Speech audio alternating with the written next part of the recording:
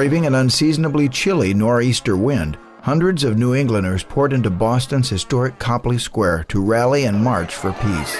This broad coalition of progressive-minded activists, representing veterans, labor, social groups, and intellectuals, were all hungering for a change in priorities, for a country moving away from war, building a world of social, medical, economic, and environmental justice.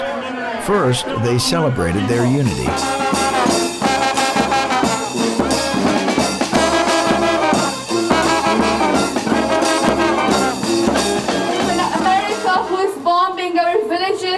Who is bombing our citizens, who is killing our children and women.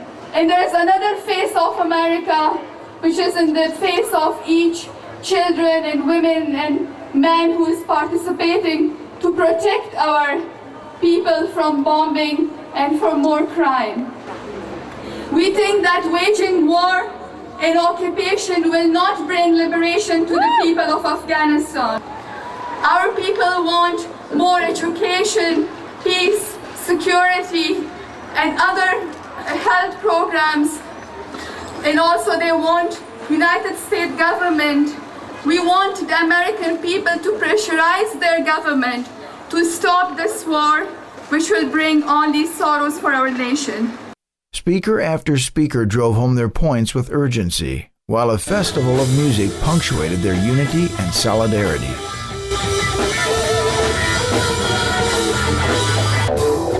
Everyday people, working people like you and I out here to make real change.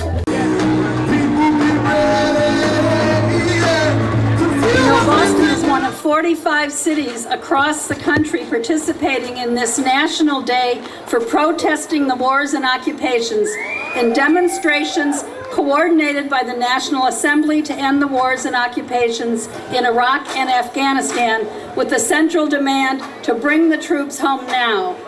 Copley Square. This demonstration here today is organized by the Oct17th Coalition, and it's a joint effort involving hundreds of groups and individuals from all 6 New England states. Train with the 30 trail we got here. I'll be the last man, what an honor, the last random American, last man to die in Afghanistan. What an honor, the last stranded American, last man to die in Afghanistan. We're in 2 illegal wars, Iraq and Afghanistan, now expanding into Pakistan. The troops out there don't want to do it. They don't want to be there. They don't want to be killing people. They don't want to be sleeping in ditches and eating MREs. They're doing it because they think they're doing it for the American people. Not in our names will you wage endless war. There can be no more death, no more transfusions of blood for oil. Not in our name will you invade countries, bomb civilians, kill more children, letting history take its course over the graves of the nameless. Not in our names will you erode the very freedoms which you have claimed to fight for. Not by our hands will we supply weapons or funding for the annihilation of families on foreign soil. Not by our mouths will we let fear silence us. Not by our hearts will we allow whole countries or peoples to be deemed evil. Not by our will and not in our name. We pledge resistance. We pledge alliance with those who have come under attack for voicing opposition to the war or for their religion or ethnicity. We pledge to make common cause with the people of the world to bring about justice, freedom, and peace. Another world is possible, and we pledge to make it real. Resist! Nobody can see the broken bones, or their bodies come from their broken homes. We bombed Iraq, but you can't bring it back. What more you got to say? I can tell you of had to turn over their lives to a son or daughter so badly injured that they will need full-time care for the rest of their lives. This is the price families pay daily for these endless wars. As the mother of a soldier deployed to Iraq for 1 year and now just returning from a year in Afghanistan, I am an anvil. This week, my son returns from Afghanistan. I can breathe now and hopefully sleep through the night. I no longer have to fear the unexpected knock on the door or the late night phone call. While Obama and the generals consider the military options for Afghanistan, lives are lost in battles. The only winners in these wars are the military contractors who eat up the billions we need for health, education, and green jobs. Afghanistan and Pakistan, everybody.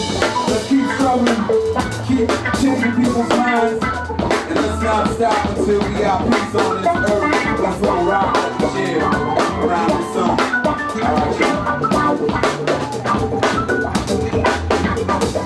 armed forces of fundamentalism and extremism that U.S. troops are fighting are the same forces our government supported in the 1980s against the Soviet Union's then military occupation of Afghanistan.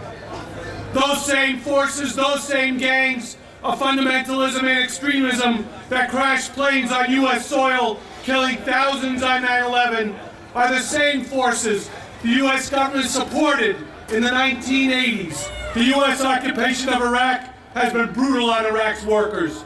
The Iraqi government, with the support of the U.S., continues to deny Iraqi workers basic rights to organize, and the public its basic right to public accountability and ownership of the country's resources.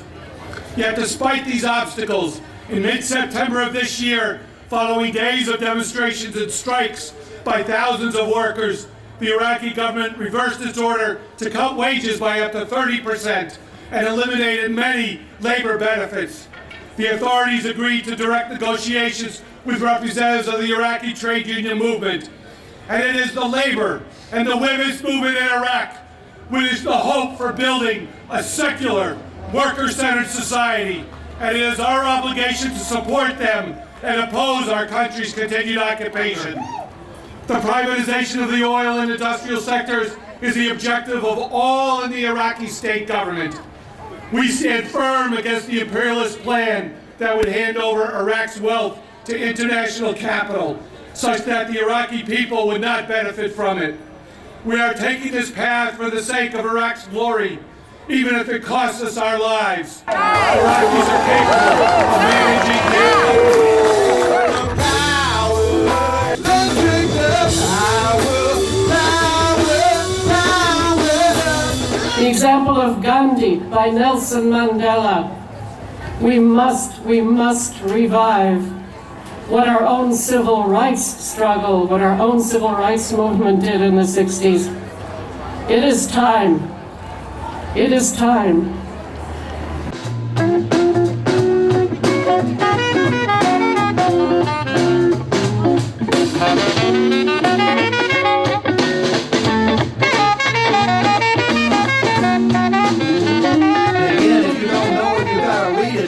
From the peace movement, this is from the war movement. Read the U.S. Space Command's vision for 2020.